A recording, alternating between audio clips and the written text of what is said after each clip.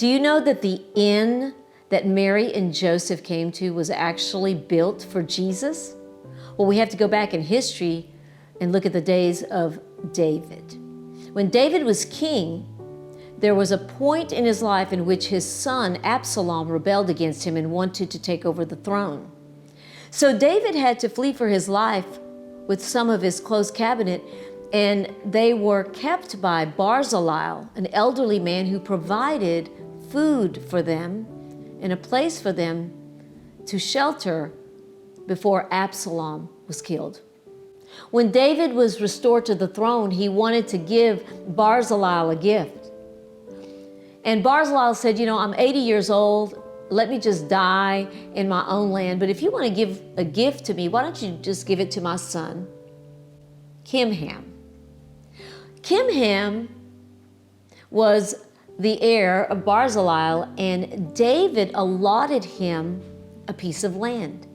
And because he knew of the prophecy of the coming Messiah, because obviously David must have told them, he chose to erect an inn on that piece of land. We will find this inn in Jeremiah 41:17. And they departed and dwelt in the habitation of Kimham, which is by Bethlehem. How about that? So 420 years separated David to the birth of Jesus. Kimham told his son, his grandson, and they continued to tell the next generation to look for the Messiah. He's going to be born, and we want to make him welcome in our inn. But 420 years later, this descendant of Kimham was not paying attention to the prophecy.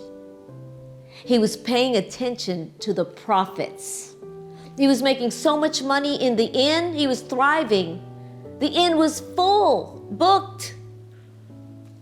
And the day that Mary and Joseph arrived, there was no more room. But if he was looking for the Messiah, he would have known he had come to his door. Imagine what happened after Jesus was born and he realized he missed it. We need to all take note of this story because we can get so busy with life, money and gifts. We spend so much during this Christmas season and traveling and entertainment and parties, and we can miss who's at our door.